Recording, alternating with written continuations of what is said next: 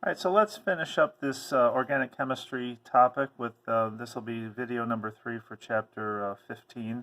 As I was commenting in the end of the last video, talking about amines, which are the nitrogen-containing organic compounds. If they are primary or secondary amines, they since they're weakly basic, they can react with a carboxylic acid, and they can give a special class of compounds called they can create this new bond called an amide bond. And this is a very important bond. This is the bond where nitrogen is attached to a carbon and a hydrogen, and then it's singly bonded to a carbonyl group that's from a carboxylic acid. That's called an amide bond, and it's found in proteins. It's a very stable, strong bond. It's also called a peptide bond. You might have heard of proteins or small proteins called peptides, dipeptides, polypeptides. But very important in biochemistry. Proteins essentially make up everything in our bodies. You know, skin cells, hair.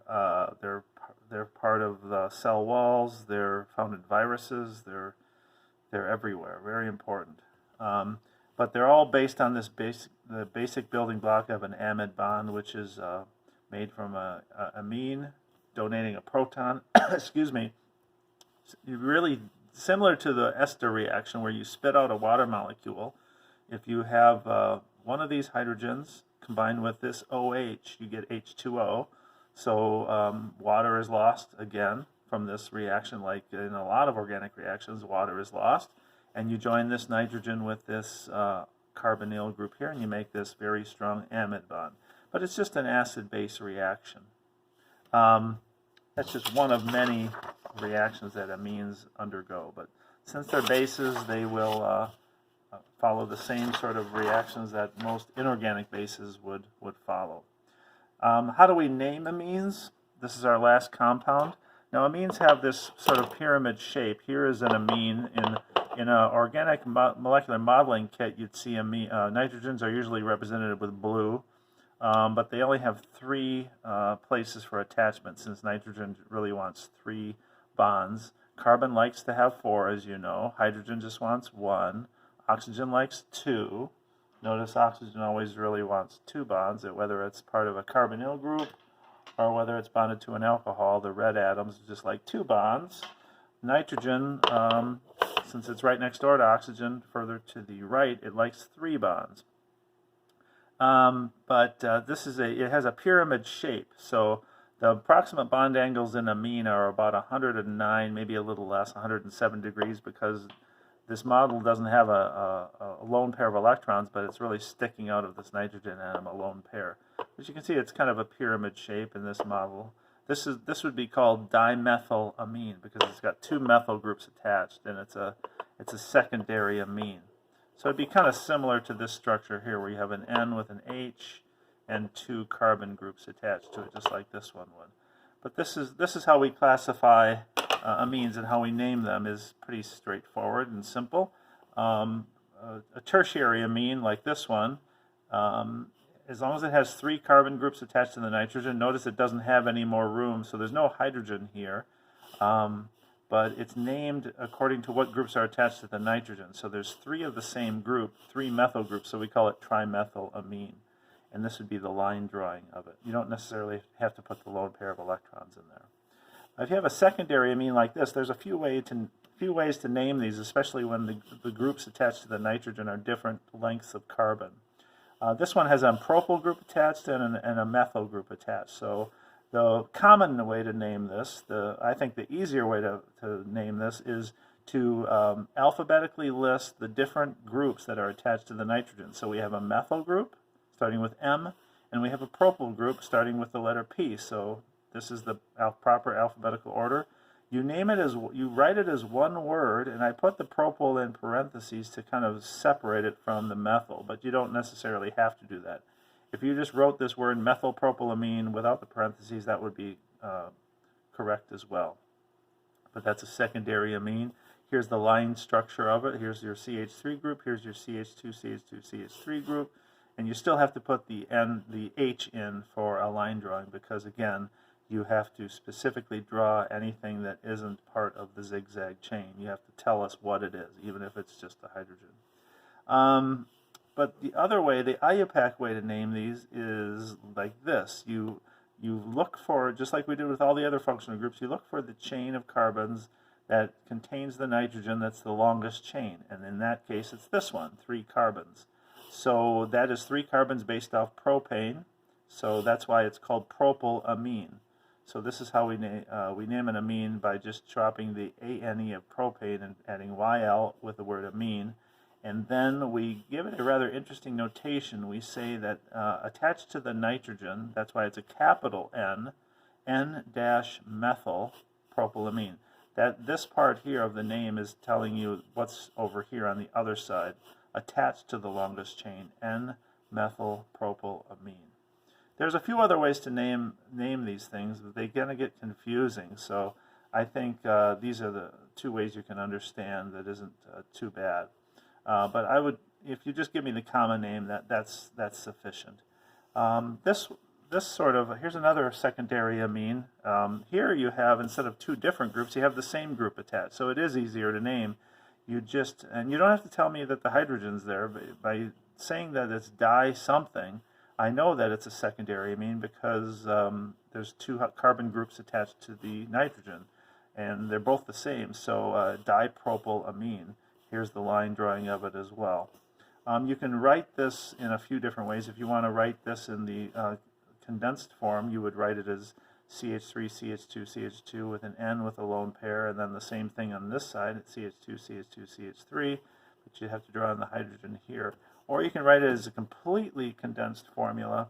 You might see this on the test next week. This is why I'm showing you, because of the way I am able to type things in the quiz program. I might be limited to this. So make sure you can, for these compounds, you can go from a fully condensed formula like this into a line drawing. You have to be able to understand that this means the same thing as this. So again, this is the CH3 here, this is that CH2, this is that CH2. Here's your NH. The H is directly bonded to the N that it's following. And then you have the other propyl group here, CH2, CH2, CH3. So make sure you can interchange those. But that's about it for different classes of organic compounds. That's a lot of material to digest in these 4 long videos and 1 shorter video. But again, you'll have until late next week before you have the last quiz 6. So you have a number of days to digest this. I'll probably put another video on online to kind of give you some practice, maybe some homework problems. I just found some old molecules and some other handouts just to show you kind of how all this organic functional group fits into real molecules you might have heard of. Let's just see if we can understand this. So you should be able to pick out different functional groups. Here's a picture of cholesterol, the stuff that we try to limit in our bloodstreams, but it's based on a steroid structure, this sort of ring structure here. But this is a big version of an alcohol, but it's got a lot of different functional groups. It's got nonpolar hydrocarbon chains. It's got the cyclic cyclohexane and cyclopentane groups. It's got an alcohol functional group over here. OH groups are found everywhere in biological molecules. Here's a molecule of sucrose, table sugar. The reason why it's so water soluble because it's got a lot of hydroxide, a lot of hydrogen bonding capability with water, so it's extremely water soluble. Here is sort of a picture of a long chain fatty acid found in triglycerides, and you can make soap out of these again. If you make the sodium salts of these, you make soaps. Here's a picture. I'm just kind of going through these quickly to give an idea of how all this fits together.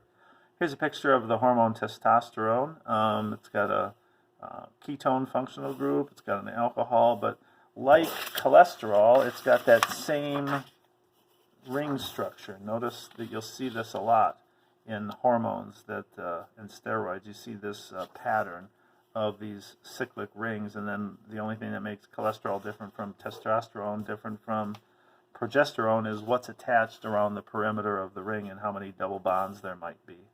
But again, this is a ketone alcohol. So when you get larger molecules, you can have many functional groups present in the same molecule. So how do we classify these? It gets a little bit more complicated. Here is vitamin C, otherwise known as ascorbic acid. Again, this would be very water soluble because it's got a lot of OH groups. It's got a ketone functional group here. Almost looks like a carboxylic acid that's in a ring, because here's your oxygen. It's got an alkene part here. So almost anything is possible in these real biological molecules. Here's progesterone. How does that differ from testosterone? Because that's they're very similar. The only difference between progesterone and testosterone is this part up here. In testosterone, it's an OH group, and in progesterone, it is a what's called an acetyl group, a C double bond O CH3. So just a minor change of a molecule completely changes its biological function. And here is an ingredient in a nasal spray called aspirin. It's an amine, so it's a basic molecule, but it's got an OH functional group as well. Again, I'm not going to make you memorize these things. These are just for your own interest, or just to show you how these functional groups all kind of fit together. Here, this looks like a mess, but it is a picture of vitamin B12. It's got a cobalt atom in it. It's got benzene rings. It's got alcohol. It's got amines, functional groups. What else is present here? It's got a lot of nitrogen. It's got a phosphorus we didn't talk much about. Mostly carbon though. So, hope you found that interesting. And again, if this is the last video, I hope you've learned something in this series of videos. I know it's not been the best system to finish the course, but it's all we have at this point. So good luck to all of you if I don't have another video. And keep in touch, and I will be in touch with you on Canvas. If I do put up another video or two, it will be just to kind of give you some more homework practice, but that will be in a couple days, or maybe even early next week before our last quiz.